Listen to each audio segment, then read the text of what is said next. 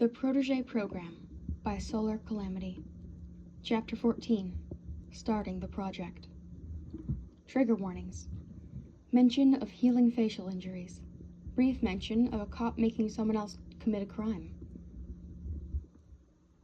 Netsu had ensured that all the teachers knew their way around the section of campus designated to the Protege Program, but Hizashi still found himself idly admiring it as he and Shota strolled through it. They had posted a notice on the corkboard in the courtyard between all the buildings and put a note on the door of the art building letting everyone know that art was canceled for the day and that Shota would be teaching basic self-defense instead. Nomuri had been grateful to get out of the program for the day to catch up on grading and help out her students with their first big deadline approaching. The two men were headed to the area that had been designated for any class that Shota had to teach. Unlike the other activities, it wasn't a building.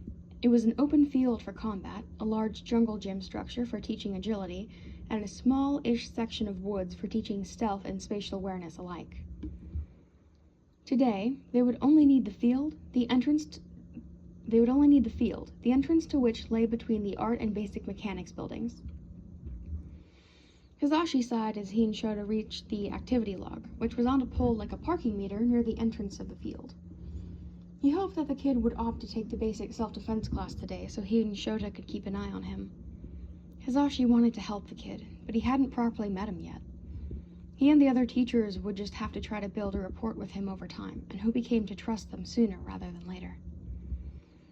The day wasn't perfect for an outdoor activity, but oh well. The air itself was slightly cool, the occasional breeze more so, which was unusual for the humidity in the air. If the air were any more humid, they would all be drowning on dry land. It was made worse when the clouds decided to part for the sun for a few minutes. The sun felt hotter than usual, heating Hizashi's skin immediately and making him uncomfortably hot within seconds. Of course, it may have been worse by the black leather he was wearing, but Hizashi could see Shota sweating too, so it probably wasn't much better for those wearing normal clothes.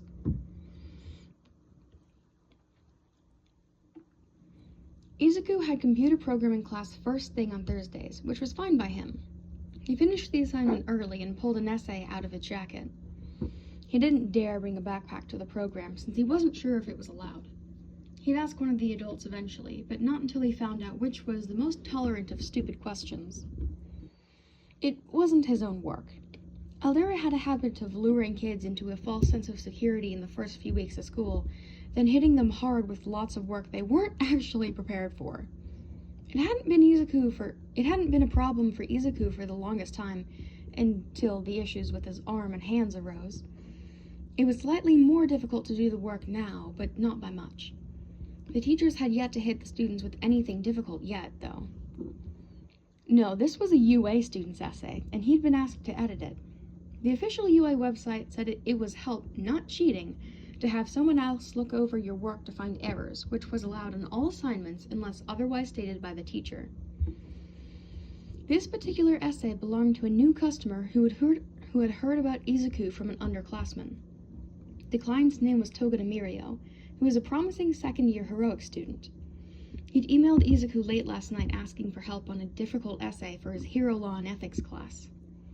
The teacher for that class was apparently a strict, terrifying hard-ass who didn't let anything slide. Izuku had agreed to help edit the essay for the usual price. Assignments pertaining to the law were incredibly easy and pretty fun for Izuku, especially considering the classes he'd started doing a few years ago. Izuku noted where Togata should have used a block quote and added that to the list of suggestions he'd written out on the copy of the essay he'd printed.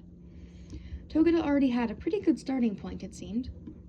The essay would probably be good enough to pass the assignment as is, but it was always good to improve where possible. Togata needed to cite his sources in the proper format, adjust his grammar a bit, and remove a few opinions, since it was supposed to be an unbiased informational essay. It was overall a good essay on some of the common misconceptions of certain laws, how certain law enforcement officials sometimes took advantage of that misunderstanding, and how to combat that. Togata was arguing all the right points in mostly all the right ways. Izuku finished correcting the spelling and grammar and gave the paper another once-over for errors. Finding none, he put a note on the paper suggesting Togata look into the Yukai incident from 2 years back.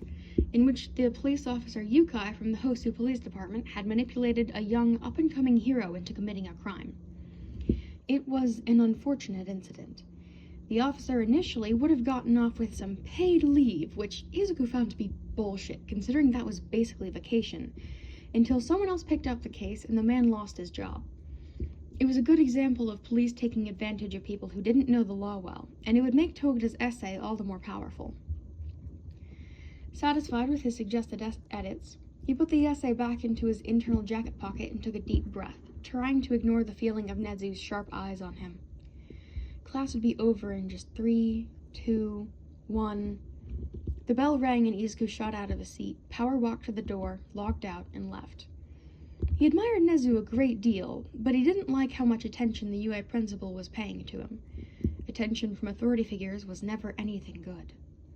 He'd seen on the corkboard in the campus courtyard that art would be replaced with basic self-defense today, so Izuku headed towards where the massive map in the dead center of the courtyard indicated it would be held.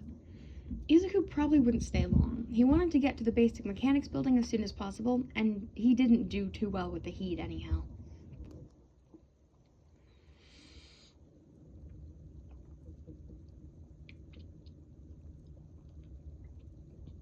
Hizashi knew which kid it was right off the bat. Shota was teaching the second round of basic self-defense for the day, and Hizashi was helping where he could.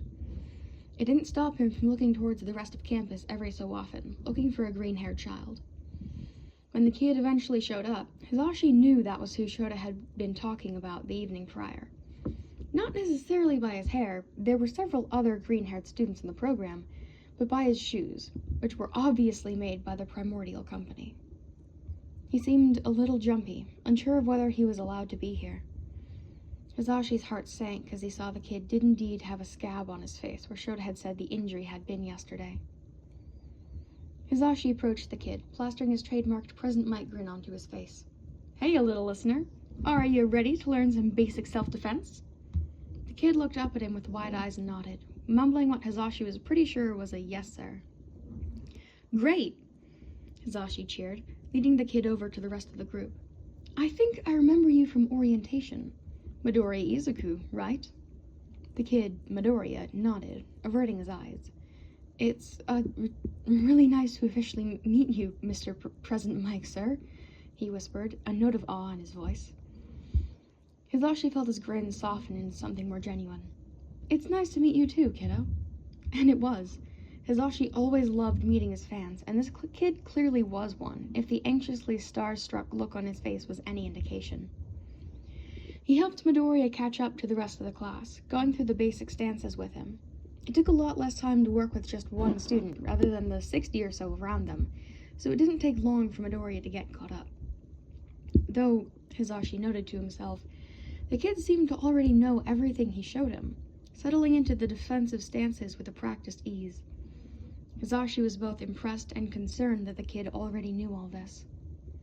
Eventually, he had to go help a different student, but he kept looking back over to where Midoriya was running through the motions of what Shota was demonstrating. Hizashi knew that without further evidence, they'd have to take things slow and build rapport with the kid, but he wanted nothing more than to scoop him off his feet and carry him away from all his problems. For now, though, Nezu was looking into things on his end, and it wouldn't be long before they knew enough about the kid to help. Hizashi sighed and wiped the sweat from his brow as Shota called a water break. It wasn't overly hot out necessarily, but the humidity combined with the sun's deadly laser was making this far more heat-stroke-inducing than it otherwise would be. Hizashi's leather hero costume definitely didn't help. Oh well, at least he had his hair off his neck. He looked back up to check on Midoriya again, but the kid was already gone. Hizashi straightened and scanned the area, eventually finding him walking away to the activity log. The kid had apparently decided to go do a different activity. Hizashi couldn't blame him, not with the suffocating humidity, and the fact that he clearly wasn't learning anything new here, but his heart still clenched as the kid left his sight. He only hoped Midoriya would come to his sign language class on Monday, so he'd keep an eye on him.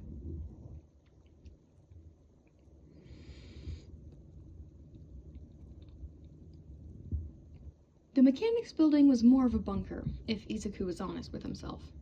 Well, that wasn't quite true. The ground floor was a regular room with concrete walls and a slightly below average number of windows, considering the length of the walls. To Izuku's immediate right upon entering the building was a flight of stairs going down and an elevator. Izuku raised an eyebrow and descended the stairs.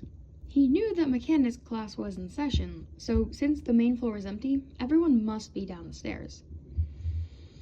As Izuku pushed open the door at the bottom of the stairs, he was bombarded by the glare of fluorescent lights. The lower floor was basically a bunker of wall-to-wall concrete. There were shelves of supplies lining each available vertical surface, smothered in all sorts of mechanical pieces from wires to scrap metal to tools to power sources. At the center of the room was a raised platform on which Power Loader stood, giving a lecture about proper safety. Surrounding the platform on two sides were parallel semicircle tables, each bigger than the last like a ripple in a pond. There were 6 feet between each table, and a 6-foot wide walkway connecting the platform to the other sides of the room, likely for easy access to any student who needed help or to quickly reach the shelves. Izuku took a pamphlet on safety from a folding table near the stairs and settled into an open seat near the back of the room. "And you will not be allowed to build anything until I have cleared your idea," Power Loader was saying. "Now, I will call you table by table, and you will tell me either what you want to start making or that you don't know. All you who don't know, sit at the tables nearest the door. For those of you who do know, I will either okay you or veto your idea. If I veto it, either present me with a new one or go sit with the students who don't know what to do. If I okay it, I will tell you what I think you need for the project and which shelf it's on. I will check on all of you periodically, but don't hesitate to ask any questions you have." Izuku was surprised they were getting started already, but it served him just fine. He already knew what he wanted to do. The sooner he made a stealth keyboard, the sooner he could take notes on his observations of Nezu. Nezu was incredibly interesting, but Izuku didn't dare analyze him outright. Everyone else hated his analysis. He was sure Nezu would too, doubly so because Nezu was the smartest creature on the planet and would be able to tell how lackluster Izuku's analysis was. It didn't take as long as Izuku thought it would for it to be his turn to speak to Power Loader about his invention. He really hoped the hero allowed him to make it. "Next," Power Loader called, not looking up from where I was typing on his laptop. Based on his facial expressions and how he only typed after a student walked away, he was likely making note of how capable each student seemed to be. Most students either went to sit by the door immediately or were vetoed pretty quickly. Izuku sucked in a deep breath and took the final few steps to Power Loader. "What's your build, kid?" the man asked. Izuku could tell by the resigned note to his voice, and the relatively small number of students sitting away from the door, that few people had decent ideas. Sir, I was hoping to build a stealthy keyboard?" Izuku asked more than told him. Power Loader looked up with an eyebrow raised. "A stealthy keyboard? What do you mean?" Izuku took another deep breath and settled himself. I want to be able to type out my thoughts no matter where I am. Actual keyboards are too bulky, so I want it to be a one-handed interactive hologram. I also want to be able to toggle the visual option off to prevent people from seeing what I'm doing. I'd have it synced to my personal computer so there wouldn't have to be any sort of screen." Power Loader was quiet for a moment, and Izuku shifted anxiously. It was hard to judge the man's mood, what with him wearing that bulky helmet. "You know," the support hero started, "that would probably be incredibly useful for underground heroics. Do you have any experience building anything mechanical?" Izuku nodded. "All right. Any idea what you'll need?" Another nod. "Good. The blueprint paper is on the far wall. It would be best for you to figure out the blueprint before starting." Power Loader scribbled out a list on a spare piece of paper and handed it to Izuku. "Here's what I think you'll need," and he pointed to a few different sets of shelves around the room. "You should find what you're looking for on those shelves. Set up wherever you like, kid. Next." Izuku nodded his thanks and headed for the indicated shelves. He already knew what he needed. This wouldn't be too hard. It would mostly be a little time-consuming. The hardest thing would probably be coding the interactive hologram and figuring out how to keep the interactive part without the holographic display. Regardless, this would be fun.